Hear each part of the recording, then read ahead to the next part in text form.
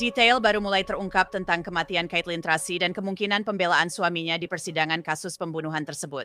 Adam Beckering dituduh membunuh Caitlin, tetapi pengacaranya mengatakan dia tidak melakukannya, dan Caitlin mungkin menyebabkan kematiannya sendiri. Kami masih menyelidiki klaim itu. Saya Angelette Levy, ini Crime Fix.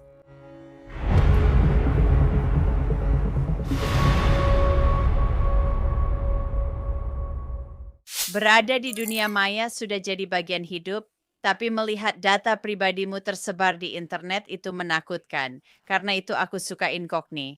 Perusahaan ini dapat melindungi informasi pribadimu seperti nama, nomor telepon, alamat, dan data lain agar tidak diakses atau dijual penipu maupun broker data. Daftar di situs Incogni, dan mereka akan mulai hapus datamu.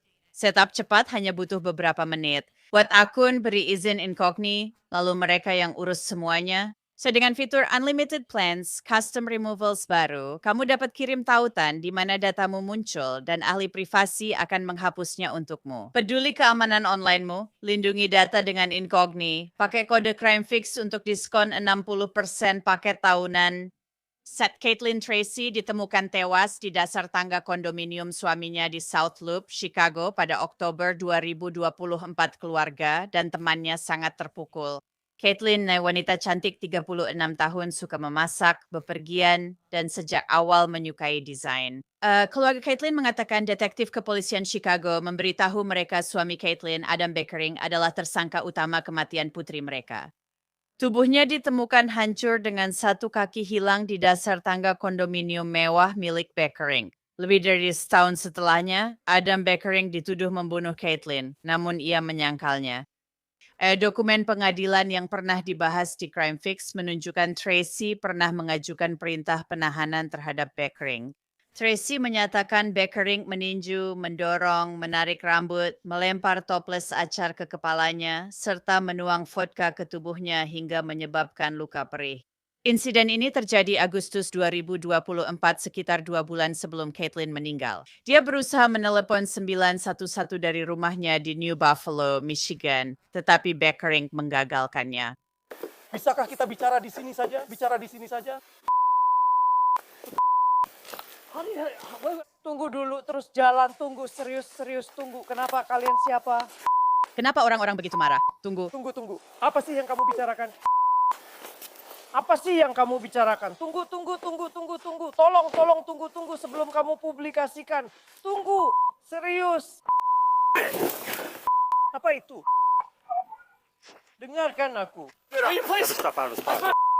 Beckering baru menjalani 93 hari penjara di Berrien County, Michigan atas insiden itu. Saat divonis, dia bilang dia dan Caitlin punya hidup hebat. Dia kembali ke Chicago. Pengacaranya meminta hakim membebaskannya dengan jaminan sambil menunggu persidangan atas tuduhan pembunuhan Caitlin. Dalam proses itu, pengacara Todd Pugh mengungkapkan informasi baru terkait hasil autopsi Caitlin Tracy yang belum pernah kami dengar.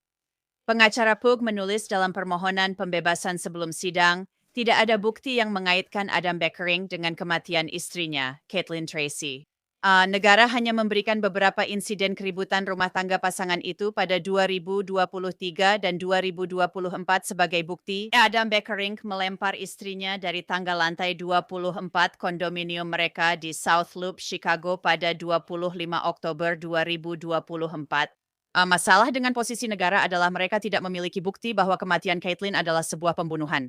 Materi penemuan juga menunjukkan bahwa negara gagal mengungkapkan beberapa kebenaran penting tentang Caitlin Tracy kepada pengadilan. Sekarang saya akan membahas bukti yang menurut negara mengaitkan Beckering dengan kematian Caitlin Tracy. Lanjut, Pug. Caitlin Tracy, sayangnya, adalah seorang pecandu narkoba dan penyalahguna alkohol. Laporan pemeriksa medis secara jelas mengungkapkan bahwa pada saat kematiannya, Caitlin adalah seorang pecandu kronis Vicodin atau Norco, telah mengonsumsi kokain pada tingkat yang biasanya menyebabkan masuk rumah sakit, telah minum alkohol, mengonsumsi dosis Cialis yang biasa untuk pria sehat, dan hampir overdosis tramadol. Caitlin mengalami gangguan berat dan intoksikasi akut akibat penggunaan beberapa zat sebelum meninggal. Sekarang ini adalah informasi baru bahwa Caitlin Tracy memiliki obat-obatan di tubuhnya saat meninggal, lanjut Pug. Teori negara bagian menyatakan Adam Beckering saat pemulihan operasi lutut diduga mengangkat dan melempar Caitlin melewati pagar tangga lantai 24 gedung kondominium hingga tewas. Redaksi bukti fisik, kesaksian saksi mata, rekonstruksi forensik, maupun pernyataan saat itu yang mendukung klaim tersebut. Sebaliknya, negara bagian hampir sepenuhnya mengandalkan perselisihan rumah tangga sebelumnya dan cerita dari mulut ke mulut tentang apa yang diduga Caitlin katakan kepada orang lain mengenai pernikahannya. Itu bukanlah bukti pembunuhan. Negara bagian tak punya bukti yang menghubungkan Adam Beckering dengan kematian Caitlin Tracy. Yang sebaliknya, yang dimiliki negara bagian adalah kasus tragis yang melibatkan penyalahgunaan zat, ketidakstabilan, dan pertanyaan-pertanyaan yang belum terjawab, yang tidak satu pun memenuhi beban berat negara bagian untuk membenarkan penahanan. Hukum butuh bukti, bukan dugaan, dan catatan ini tak memilikinya.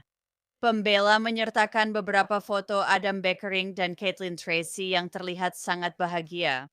Dalam satu foto, pasangan itu membuat pasta. Di foto lain mereka berlibur menikmati hari musim gugur. Ada foto lain yang memperlihatkan Caitlin meringkuk di ranjang rumah sakit bersama Adam Beckering. Ingat, pembela menyatakan Beckering masih pemulihan operasi lutut saat Caitlin meninggal. Foto-foto ini menunjukkan pasangan di masa yang lebih bahagia daripada rekaman kamera tubuh yang saya tunjukkan sebelumnya.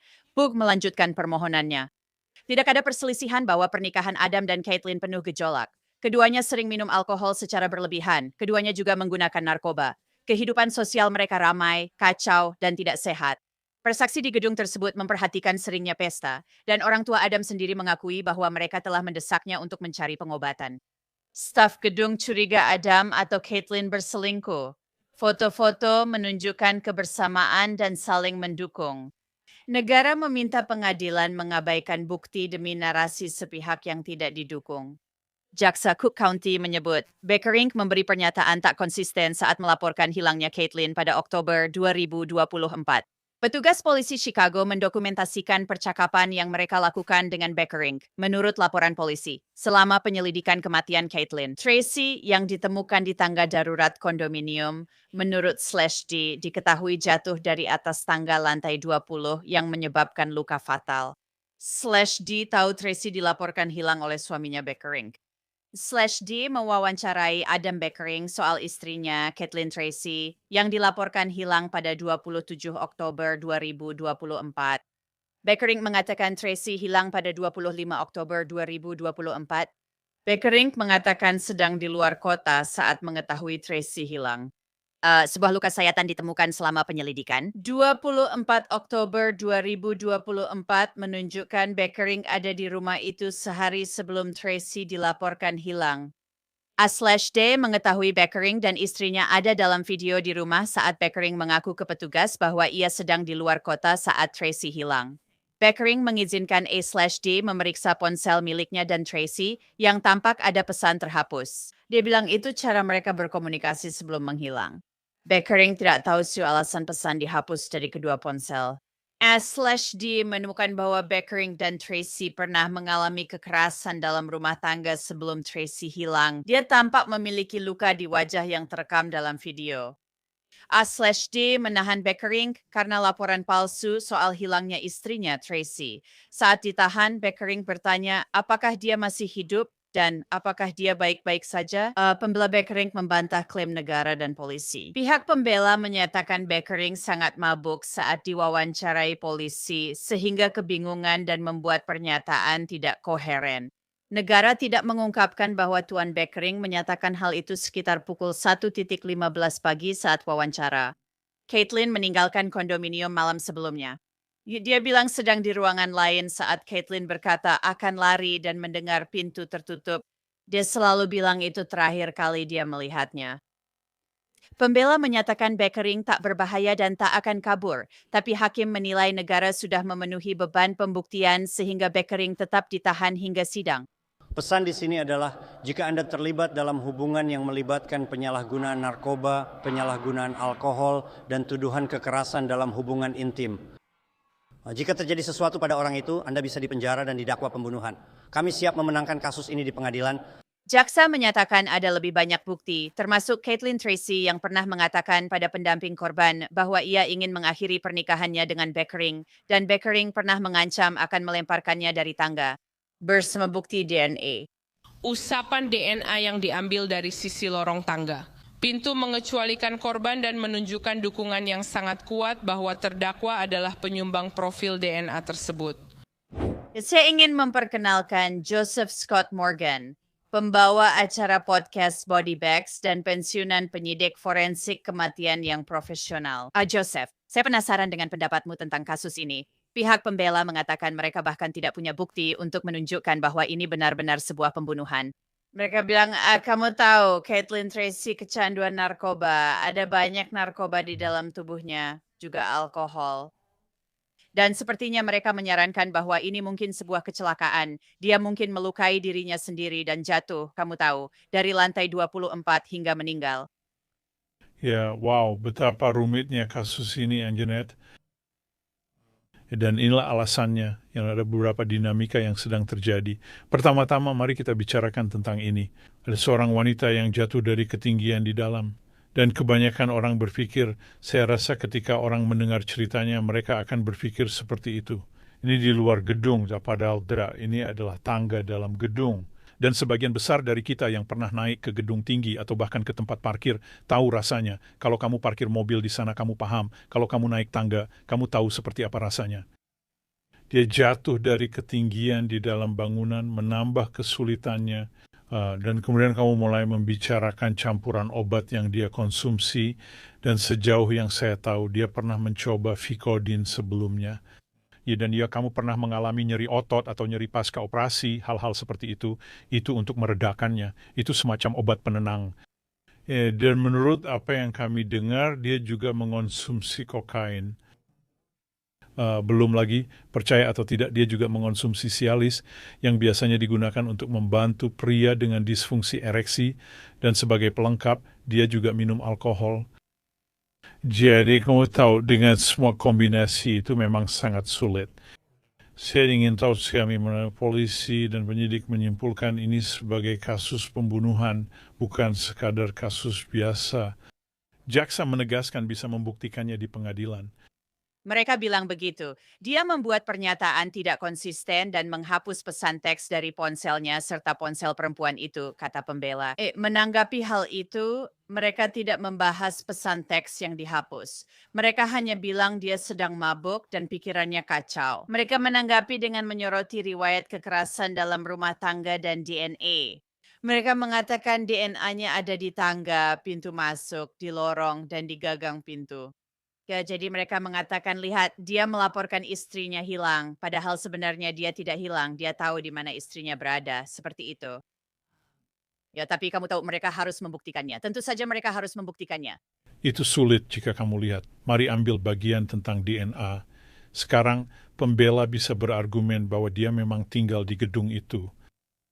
Oke, ya, klien kami memang suka naik tangga sesekali. Bagaimana menurutmu tentang itu? Sekarang saya rasa penting untuk mengetahui jenis DNA itu. Dengan pengalaman dan latar belakangmu, kamu pasti paham tentang DNA. Dan apakah ini hanya semacam DNA sentuhan pasif? Atau mungkin ini sesuatu yang lebih kuat, seperti keringat, air liur, atau darah dari luka yang meninggalkan DNA di suatu tempat? Ya, jadi hanya dari nuansa kecil itu saja, narasinya bisa berubah dengan sangat cepat, jadi memang sangat sulit untuk memastikan keterlibatannya. Dan kamu kembali lagi ke pesan-pesan yang dihapus ini, dan cara mereka berkomunikasi satu sama lain lagi. Menghapus pesan tidak otomatis menjadikanmu pelaku pembunuhan. Ya, jadi ini hanya dari bagian itu saja. Menurutku ini akan menjadi perjuangan yang berat bagi jaksa penuntut dalam kasus ini. Ya, dan mereka bilang semua interaksi dengan dia terekam di kamera tubuh. Jadi aku ingin melihat rekaman itu saat sudah tersedia. Juga apa yang dia katakan dan bagaimana dia mengatakannya. Mari kita kembali ke Cialis. Kenapa seorang wanita yang mungkin sedang minum alkohol, kamu tahu akan meminumnya? Dia sedang mengonsumsi Vicodin dan Norco.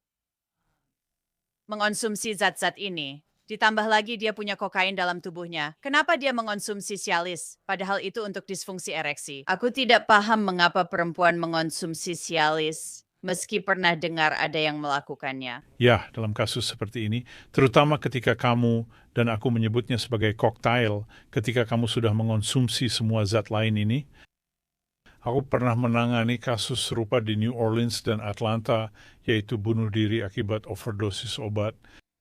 Uh, Orang-orang ini agak luar biasa, orang-orang akan mengambil semua obat yang mudah mereka dapatkan, apapun yang bisa mereka akses dengan mudah, dan mereka akan langsung menelannya untuk mengakhiri hidup mereka sendiri. Itu satu-satunya alasan yang bisa saya pikirkan. Saya penasaran apakah ada alasan lain, karena saya benar-benar tidak tahu apa alasannya. Ya, Anda tahu, masalahnya adalah sialis pada siapapun yang overdosis. Itu bisa menyebabkan disfungsi jantung. Ya, Anda sebenarnya bisa mengalami, Anda tahu orang-orang bilang serangan jantung, itu semacam kejadian irama yang membuat jantung Anda keluar dari irama, Anda akan mengalami peningkatan hipertensi. Itu cara yang sangat buruk untuk meninggal, apalagi jika digabung dengan hal lain. Menurut Charles, tidaknya ini sepertinya digunakan secara ilegal. Oke, jadi Anda mencoba mengambil semua yang Anda bisa, Anda mengonsumsinya, belum lagi apa yang biasanya sudah ada di tubuh Anda. Jika dia punya riwayat penyalahgunaan narkoba dan misalnya obat resep, dia menyalahgunakan obat seperti Vicodin, dia akan memiliki seperti jika dia menggunakannya secara teratur, dia akan memiliki jumlah standar di dalam tubuhnya. Ini kemudian kamu menambahkan semua hal lain ini, kamu tahu karena banyak orang yang kecanduan obat resep.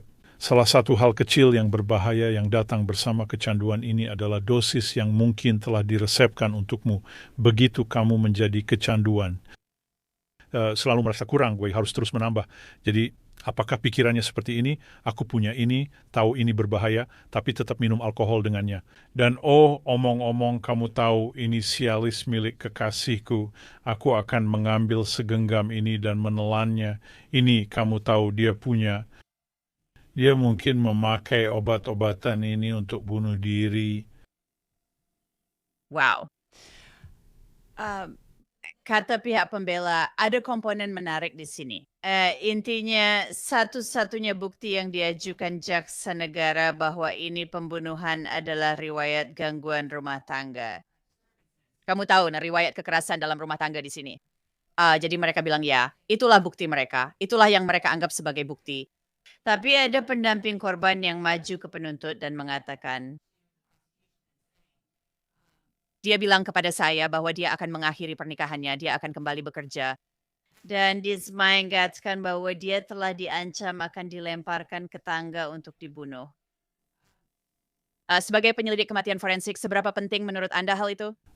Tes Charles Quirismal itu. Maksud saya, sudah pasti jika ada seseorang yang berada di dekatnya dan telah membuat ancaman seperti itu dan ini sangat spesifik. Maksud saya, Anjanette, coba pikirkan berapa banyak kasus lain. Kamu dan aku sudah lama meliput kasus-kasus bersama. Berapa banyak kasus lain yang sudah kita liput di mana seseorang melompat di tangga darurat. Oke, itu bukan sesuatu yang biasa terjadi begitu saja. Itu data yang sangat spesifik, kan?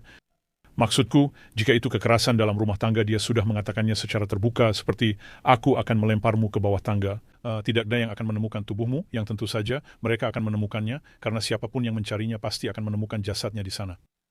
Tapi itu sangat spesifik. Jadi bagi saya sebagai penyelidik yang mulia, itu adalah jackpot informasi yang harus saya telusuri dengan orang ini dan harus saya pahami. Bisakah saya memastikan bahwa dia benar-benar mengatakannya? Apakah ini pernyataan langsung darinya atau kepada pihak lain? Saya rasa Anda mengatakan bahwa itu adalah seorang pendamping korban. Dan dia harus mencoba mencari tahu, Anda tahu, apakah dia sudah mengatakan ini beberapa kali, seberapa lama yang lalu, apakah ini sudah lama sekali atau baru-baru ini. Apakah dia sering mengatakan hal ini ke orang lain, bukan hanya itu. Cuma dia mewawancarai orang-orang di lingkaran mereka. Saya ingin tahu, saya ingin melihat, apakah saya bisa memvalidasi pernyataan itu dengan pihak lain. Saya ingin tahu orang-orang yang pernah dia ungkapkan frustrasinya. Apakah dia pernah bicara soal melemparnya ke bawah tangga? Ya, jadi Anda punya konfirmasi pihak ketiga saat itu, apalagi jika dapat dari orang lain. Karena Anda tahu, ini sangat spesifik. Ini sangat spesifik. Akan lebih baik jika kita punya lebih banyak informasi tentang pernyataan itu, seperti bagaimana dan kapan diucapkan. Anda tahu, tapi ini adalah jaksa yang mengatakannya di lorong setelah sidang. Dan dengan semua yang kita ketahui, menurut saya ini bisa jadi kasus sulit jika membahas keraguan yang masuk akal. Namun kita belum mendengar bukti elektronik. Ya, saya benar-benar penasaran ingin tahu apakah ada bukti elektronik dari misalnya jam tangan Apple, iPhone, atau jenis perangkat elektronik apapun yang mungkin Anda bawa. Misalnya Chia, jika Anda sedang lari atau hanya berjalan-jalan, ya Anda tahu, kita tidak pernah tahu. Ya, maksud saya, dan tentu saja jam tangan Apple memang begitu. Dan bisa saja perangkat terhubung apapun seperti ini jika Anda menggunakannya untuk tujuan kebugaran dan semacamnya. Atau hanya aktivitas biasa. Berapa langkah saya hari ini? Karena ketika perangkat ini terhubung untuk memantau Anda, apakah ada waktu tertentu? Ini kembali ke bidang keahlian saya, interval postmortem. Apakah alat itu pernah menunjukkan garis datar? Dan saya pikir itu akan sangat menarik di sana. Apakah dia membawa ponsel bersamanya? Anda tahu, bersama jenazahnya di sana, atau ponselnya ditemukan di dekatnya. Apakah ponselnya jatuh? Itulah dia sangat menarik. Ya, dan dalam kondisi seperti apa ponselnya? Juga apakah ada closed circuit television internal? Saya pikir itu akan sangat penting. Juga jika kita melihat ke masa lalu, kita tahu, dan kamu sudah menyatakan ini, Anginette, bahwa ada riwayat kekerasan dalam rumah tangga. Nah, kalau begitu, apakah kita punya rekaman body cam dari polisi setempat yang datang dan berkata, oke, ini sudah ketiga kalinya kami ke sini. Apa yang sebenarnya terjadi? Tahu nggak? Ayo, saya akan memisahkan kalian. Ini sudah prosedur standar. Pisahkan kalian, pisahkan kalian. Kami akan mendengar cerita kalian masing-masing secara terpisah. Seperti apa sih itu? Dan itu akan sangat penting. Dan satu hal lagi, kembali ke masalah kekerasan dalam rumah tangga yang menurut saya sangat penting, yaitu gagasan bahwa jika memang ini adalah kekerasan dalam rumah tangga, kita bisa mengalami kekerasan verbal dan emosional seperti ini. Tapi bagaimana jika itu kekerasan fisik? Anjaneti, apakah dia sudah menyentuh atau memukulnya? Apakah dia melakukan ini dan tiba-tiba menariknya? Dari ketika kamu mendapatkan tubuhnya yang kondisinya pasti sangat buruk, dan aku bisa menjelaskan lebih lanjut tentang itu. Tapi bagaimana kamu membedakan luka-luka ini yang kemungkinan jumlahnya sangat banyak? Dan bagaimana kamu membedakan luka tersebut dari kekerasan dalam rumah tangga atau penyiksaan di masa lalu? Ya, dalam hal kekerasan terhadap anak dan kekerasan dalam rumah tangga di bidang saya, kami menentukan usia luka. Memar, oke? Jadi kalau kamu melihat memar kuning tua, memar hijau, memar, itu berarti memarnya sedang sembuh, benar? Jika warnanya merah atau mungkin ungu, itu berarti memarnya lebih baru. Ya, jadi bagaimana cara mencocokkannya dan bagaimana kamu akan memisahkan itu dari berbagai hal lainnya, karena tadi kita sempat ngobrol di luar siaran. Ini bukan seperti naik gedung lalu melompat turun. Ya, saya tahu saya punya rekan kerja dan kenalan yang pernah jatuh ke lubang lift. Salah satu halnya, jika Anda di ruang tertutup, alih jatuh bebas di udara, seperti jika Anda melompat dari gedung yang sangat tinggi, semacam jatuh bebas, akan ada titik pusat benturan. Oke, seperti jika Anda jatuh di trotoar di bawah, jika Anda melompat melalui tangga, ada batang-batang tabung di sana. Anda tahu, saat naik tangga biasanya Anda pegang bagian yang tajam dan lain-lain. Yang dibutuhkan hanyalah jika Anda melayang di sini, pasti ada kemungkinan melayang. Jika membahas 29 lantai, Anda bisa terpental ke permukaan seperti bola pinball.